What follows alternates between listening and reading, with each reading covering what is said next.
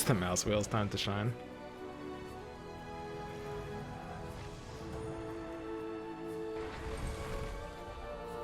Glyph of Confusion is so crazy, guys. Like, holy shit. They just can't do anything. What a terrible hand. Jesus. We lost. You always just want to use this on the ogre lane. So the question is, Compel versus Cunning, which would we rather have there? Cunning Plan saves the ogre for a turn, but it feeds my tower for 6. I think I'm actually more happy compelling that. Most people would probably rather have Cunning Plan in that hand. It's pretty close. I think I'm more happy with compelling that hand though, honestly. Like, the ogre would rather die on turn 2 than turn 1, but he does want to die, make no mistake. That is not an ogre who wants to live. So we have the Zeus coming in with Foresight. I think being able to ignite this lane and threaten the prey here is very powerful.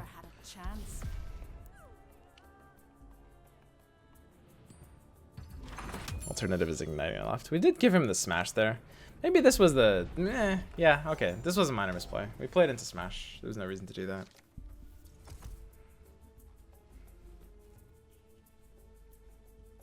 Maybe Glyph of Confusion should just be a 3 of. I mean, isn't this card insane? What if I just build a deck around Glyph? This card is crazy. It's so good. You just put it on every lane.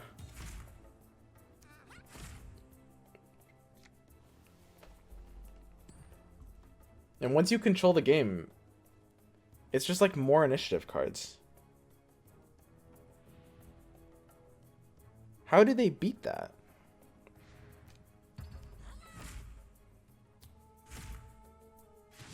So he actually has the ability to play for board clear since he's playing a blue deck. He's running 3 at any cost here, which means Pro on the weak on the right side, which is normally a good play, gets a little bit worse. This is a very happy situation for Unearthed Secrets.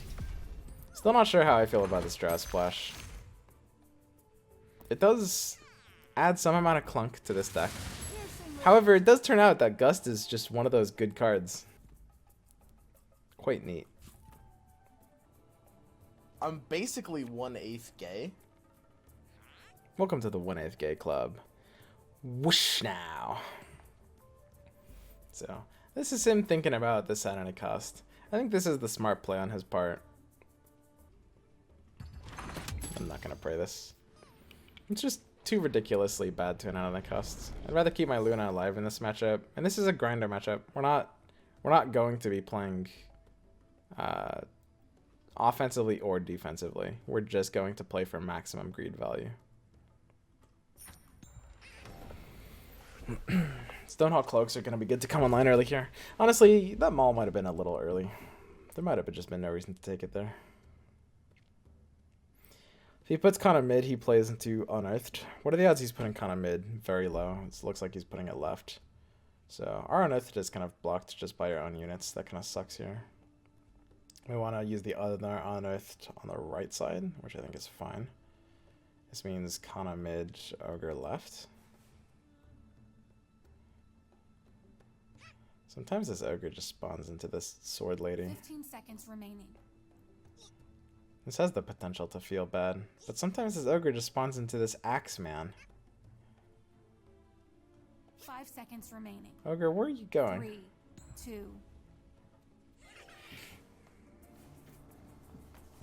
2. Luna's really good with Glyph of Confusion. Because, like, it's those turns where they're coming back that you just basically nuke them and they've got no options. Luna and Glyph are truly a match made in heaven. Perfect. So, we want to play without overextending. You always have to respect the at any cost. That's the biggest thing on everyone's mind right now. Right now, you want to play for something that you can clone. If you play Deep Portal, how good is his at any cost? He kills his own Legion. He would wait a turn before at any cost. He would blink her out and then at any cost. And suddenly that at any cost becomes very good. So we're going to play around it. We're not going to Deep Portal here. You just want to Deep Portal lanes you're kind of falling behind on. This is the Foresight opportunity for sure. Hits the Legion down to 1, which is kind of neat. We have Ignite right, so this forces the Legion to blink mid unless it wants to die immediately. Oh, I guess we also have the Luna. So Legion's got to blink mid, and then it's just dying to a creep anyway. He doesn't have the at any cost option unless he blinks the Luna away, and we're just not going to feed his at any cost. We play this matchup completely differently from how we were playing the red-green matchup. In those matchups, you want to play the D portals and the praise proactively for both offense and defense. Due to the combat nature in Artifact, because creeps just attack what's across from them, these trumps are both offense and defense, right? Okay, I guess you could actually say that for other card games too, but you know what I mean. But now this dimensional portal looks, hey, that looks a lot better mid, right? So first question, is there anything that's going to block us out of that? Ergo, do we need it, or do we need initiative? Honestly, kind of uncertain. If we have initiative, we can honor the secrets, right? Which I think is a better play than dimensional portal. Before something like a duel comes down. Mauling the Kana is a cute play. Sets her to 1 right into the range of the Zeus. He has no health items.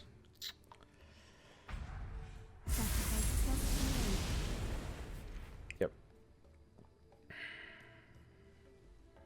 So now if we maul, the Kana dies. Cunning plan doesn't save her here. We lose initiative by doing this, and therefore we lose the opportunity to play on its secrets. If he duels, though, he is just enabling this secrets, right? That would kind of be bad for him. I don't think the small gets better, though. 15 seconds. I really want to start putting cloaks on my guys. Stonehawk Cloak is a large part of the win condition between these matchups, because he needs to be able to start killing my heroes later. How is Invoker going to be in this game? I don't know, there's so many heroes that I'm really excited to think how they're going to put in that effect. Because there's some really cool shit they can do. Not even playing for initiative, so I think we're pretty much fine here. Nothing too fancy to do. It looks like we're just playing our own Unearthed Secrets on the right side. Because he has no blue heroes here, we can actually try to develop something like D-Portal if we want, but we're not in a hurry. Like, yeah, we could punch his tower for like 6, and the next turn we could punch his tower for 6 again, but the turn after that, he'd come back with this. Okay, so I'm kind of okay with this either way. Drow dying is probably better for him, for sure. I think that's the curve he wanted. Obviously, Red Mist wants to efface, but it's feeding me, and I'm just killing Red Mist later, because that's what this deck does. It just kills things. So the curve is good for him, but I don't really mind either. It's okay. We gotta be faster about these early game decisions, though, for sure. So yeah, that's a pretty nasty conflag. Picks off the Ogre, which is pretty good. Nothing I can do about this, though. We have the option to D-Portal. It might be worth it over drawing a card. I really just like card draw, though. Like, I feel like we're at the stage of the game where almost nothing else even has a chance of mattering. The thing about a blue mirror is whatever presence someone develops on the board, the other person is just going to kill it. Tower damage almost doesn't really matter because nobody can really kill them fast enough for it to. So we're kind of in just this stalemate situation where the hand is kind of the only thing that matters. To a degree, though, that could be false. I mean, if I kill the Zeus early, at least I'm developing gold. That's not useless. Stonehawk Cloaks early will enable my win condition, which is kind of surviving the Thunder God's Wrath onslaught to greater effect.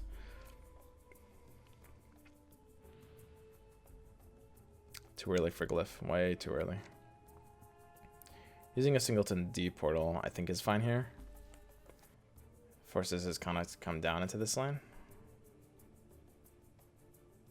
Alternatively, it could be Foresight. I think it's fine to play something like 1D Portal here. Now the question is, do we keep the Kana alive? If the Kana is alive... We already have the Ogre dying on this turn, so we already have the option to Annihilate on the respawn on mana 8, which Ogre will allow us to do. That being said, Kana staying here makes this a really wide board for his Kana to come in and add any cost, and that's a really good add any cost. So maybe it's better for the Kana to just die. I think I'll save the Cloak. Luna is actually an important hero to keep alive. And I don't want this board to be too wide.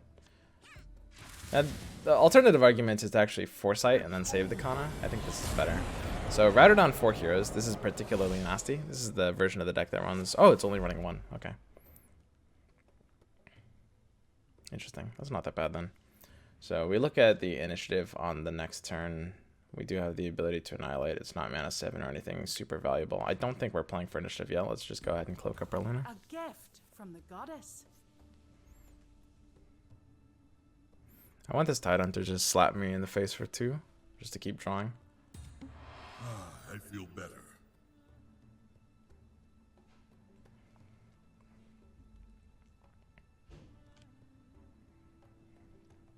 Just foresighting. I mean, we don't need initiative, right? One problem with this deck. I'll make good use of Oh, that's a little annoying.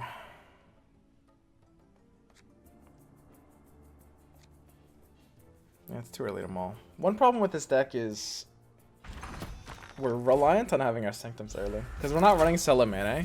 Because we don't really feel like we need it. But when we don't draw either Sanctum, we feel as if we wish we had a third in our deck.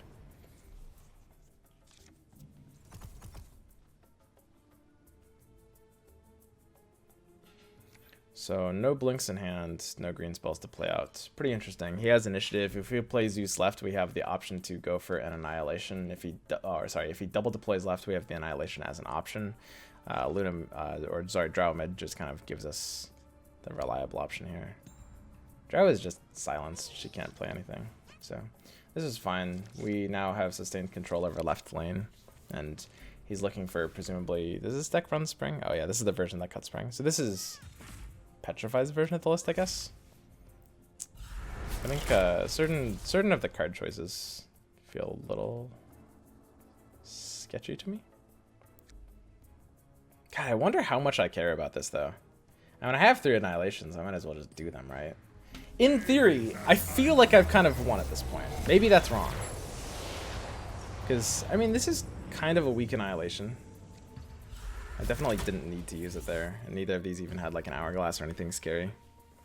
But I've got the 3 Annihilations. I think I should just be able to close out the game now with this hand.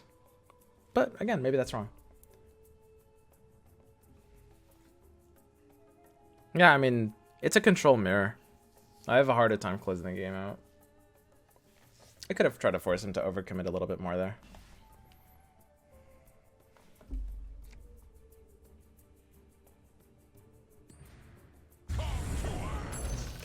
So he's feeding me more cards with one of the secrets here. We're eventually going to have to draw into our Sanctums. And we drew all of our cards early, and we're not going off like Salamane. So these hourglasses are kind of doing nothing for him, really. Don't you miss Bloody Baron? I kind of miss a lot of things about Old Quent. I don't even know what new Bloody Baron does. I'm not going to lie.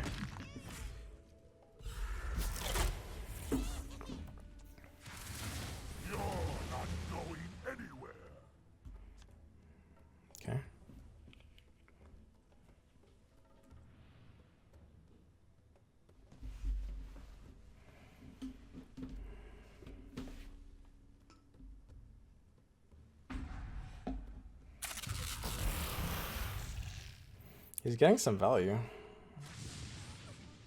I guess. I'll crush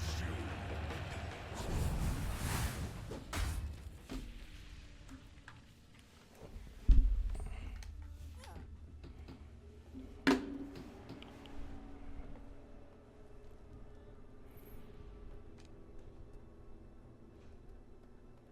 Yeah, no Aghanim Sanctum is pretty rough.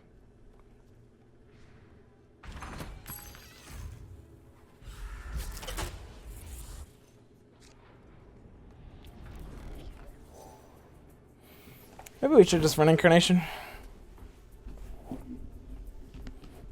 When you're cutting out the Sanctums and the stars, Incarnation kind of gets a lot better.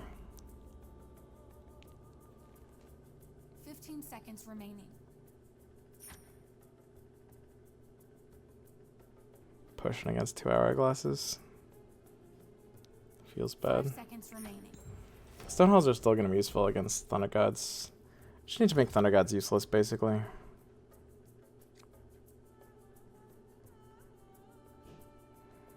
If we want to, we can Thunder Gods across both lanes. Kill off right.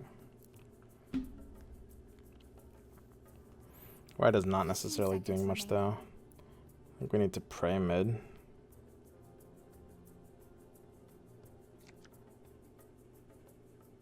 Five seconds remaining. 3, 2. This deployment is weird. Maybe this is wrong.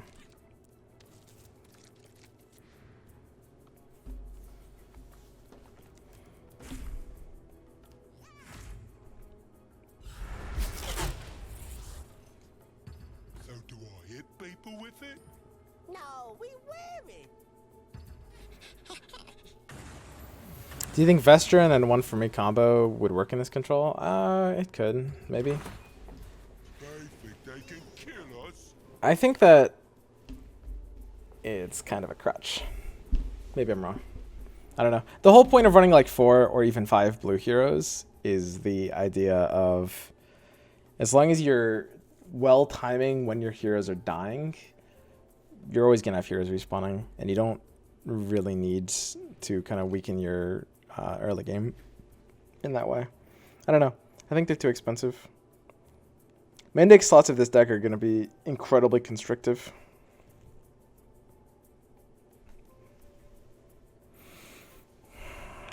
So he could be thinking about playing against the second Thunder Gods. Not even sure I would prefer that over playing Prey on the Doggos. Because Thunder Gods on the right side kind of does very little. Can kill some people with this. 1 minute until forced Accept surrender. your fate.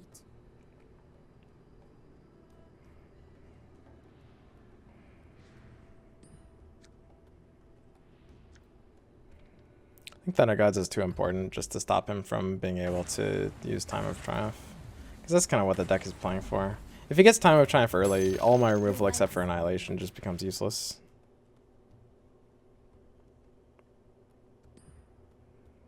Could cloak this. I honestly think it needs it. It's going to be getting pelted by Thunder Gods. Plus the threat of something like a second Berserker's Call. I don't know. I like the mono blue. Maybe the Drow is good. I mean, Gust is just fundamentally a broken card. And I could see Incarnation of Salamene being good. I honestly don't really like Stars Align or like a full commitment to the list. Splash and Green is still nice for Gust as well as Unearthed Secrets. But Stars Align and Emissary might just be kind of unnecessary towards the deck's real win condition. So presumably if he's going to give up initiative for this, he has Kraken Shell to steal it back. It's really important to kind of keep track of how many Kraken Shells your opponent has. He's only used 1 so far. I mean, if you're going to do this play, you have to have Kraken Shell to be able to steal it back, because otherwise you will just lose. Right? The hell? Okay. So, that card we just drew, we actually have it. Wait, we still have Mist in this deck? Thought we took out Mist.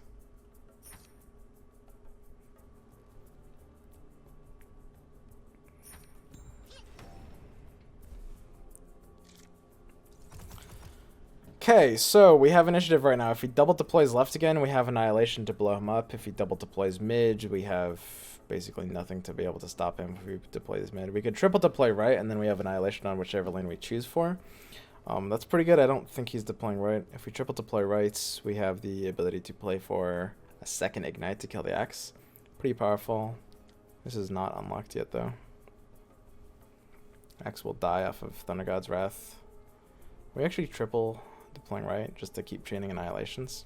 I mean, right now we're just trying to stall until we actually draw our Eclipses. Because we can't end the game out until we draw our Eclipses, right?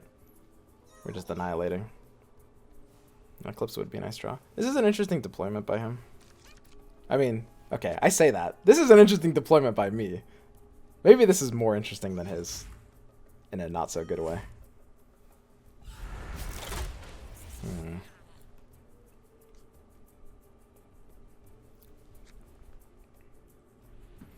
So we need Thunder Gods once to take out the Axe. And using Thunder Gods in these situations isn't really a downside.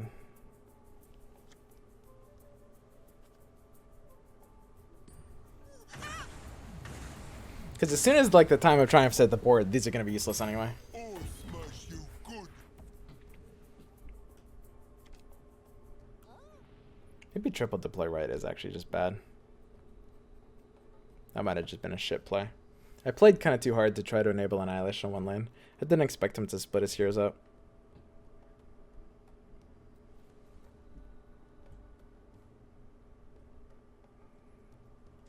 If he just duels this Ogre, he has control over left lane.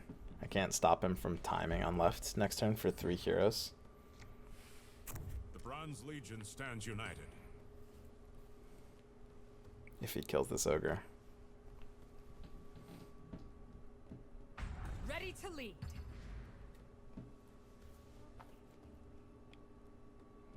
I'm confused. Is Tide good or not? Is it only played to get initiative? Basically. I mean, you can just run fight through the pains in your deck. It's decent. I mean, it's a playable card. It's not like the worst card, and Tide isn't like the worst card in the game. His main deck card is very powerful. Force surrender in 30 seconds. So he has initiative mid. Initiative mid can't really matter though. I think he's just gonna pass across, right? I mean, he's not. This is the might of the dire. Really? Why though? Why would you do that? Is that good? My attention. Well, now you So, Force oh god. surrender in 20 seconds. Oh god. Ah, jeez. We need to hourglass and cloak. I accept this offering. 10 seconds. Too many to cards. surrender. Too many cards. Keep fighting. Dude, I cannot be manually scrolling. I actually need a keybind to this. This is impossible. I'm literally... Shit! I need to redo my keybinds. Mouse down does not work for passing if I actually need to be able to scroll through my hand without using my... without clicking and dragging. This is terrible. What was I thinking? So we own initiative again, which means we own everything. Because he who controls initiative just wins the game. I mean, he has no ability to deploy left here. That's just suicidal. He has to double deploy mid. If only I didn't have these 3 heroes right. If he double deploys left, obviously we just win.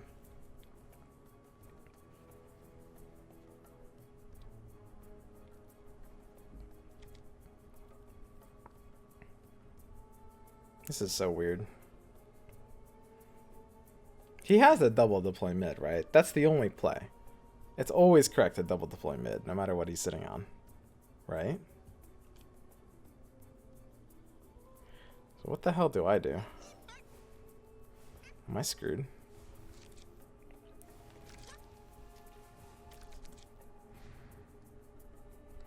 So we can take initiative back with Arcane Assault. Oh, we drew Eclipse. Does he have the hourglasses up? Okay, so he only has 1 hourglass. That's fine. So we finally drew Eclipse. Now we can start defending. At any cost does nothing to this board state, unfortunately. We take a Diabolic Revelation. It's actually quite good here. Presumably, we're about to get, like, blown out. Let's play defense. We don't want this hitting us, so there's a good chance this forces a Berserker's Call. It's very, very common here. Now is our moment. Whoa. Who knows how long this battle will last? I need to be ready. If we go mid... So this ogre's blinking mid, right? God, we're low on time. That's a good draw. That's a good draw. Triple Eclipse, we're ready.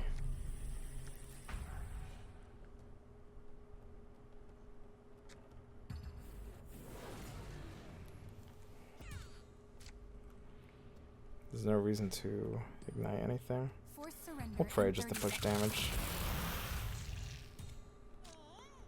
This is a relevant amount of damage.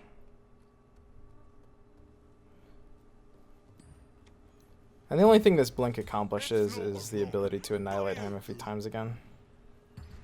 I mean, there's a good chance he'll just like kill this off of something. Thunder God's Wrath is pretty common, but it means he's expending his mana. Honestly, Aghanim Sanctum is very powerful. I think part of the reason that Sullen Mayonnaise, there's a chance Sullen Mayonnaise is kind of being played wrong as a card, or maybe even overrepresented, is because Aghanim Sanctum just kind of allows you to I'm coming. get the best out of Sullen Mayonnaise without having to overcommit towards the idea of it in your deck. Treasure from the deep. Dude, our macro is so bad here. So we have 4 mana. We're going to use Prey plus Arcane plus Blink. We blink. We can't have Glyph of Confusion.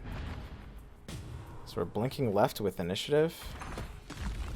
We're blinking left. What's left look like? He's got 16 and 22. So we're not eclipsing. We're annihilating left. We're blinking left with initiative, and we're eclipsing mid. So we want to blink left with initiative. We have to pray here first. Who's blinking? It's the hero we want to die. So it's Zeus blinking and Luna surviving. 10 seconds until surrender. Actually, the downside of this is Zeus has the hourglass on him. Maybe this isn't worth it. Force to be reckoned with. What? That's not how counting works. How are we down to 1? She says 5, 4 at the same time and we're down to 0 suddenly? Dude. Lady needs to learn how to count. We almost lost off of that. So, we can threaten the, the follow-up on the mid lane here. I think this is fine. 1 minute until forced surrender. Just bolt, bolt, bolt. I mean, we don't even need to. We're annihilating here first.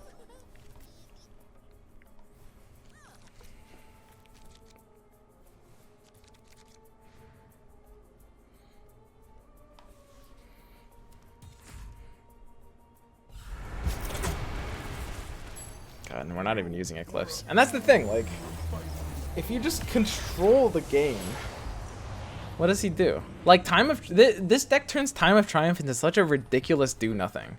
Like, which it kind of already is. Time of Triumph is a ridiculously overrated card. But, I mean, it can absolutely have no impact on the game here. Like, I will always just be killing your heroes, no matter what. Your time is truly not doing anything. Ooh, spooky. I guess we could annihilate this again. That's kind of funny. Or we could just eclipse this one and win. Yeah, let's eclipse this one and win. So right now Eclipse has 8 charges. If he blinks the axe over... So he's going to have to steal initiative with his Kraken Shell. Got just 1 left, and then we'll steal it back with Arcane. Wait, it doesn't have Kraken Shell? So he just loses. I mean, he hasn't even taken a single tower. We don't even have mobility here. That doesn't matter. So we Eclipse here to take it. And then we just bolt left. Not that we need bolt because it's at 10 health. And this is the problem with bolts. I kind of suspect that bolt is just going to be winning you games that you're going to win anyway. Right? In a lot of cases. So, even if he had heroes, he would just die here. Because our Ogre just deploys left and just bullets him out of the game. And again, he hasn't taken a single tower of ours. Like, we could give up a tower and not care. Like, the game will never end early enough for him to win. We can stall better than anything. Glyph of Confusion is a powerful stall tool. Salamene can try to get under this if it grabs initiative. I think Salamene might be the best answer to this deck. Maybe. But even then, I think this can be built in a way where it beats Salamene. I think everyone's playing blue wrong.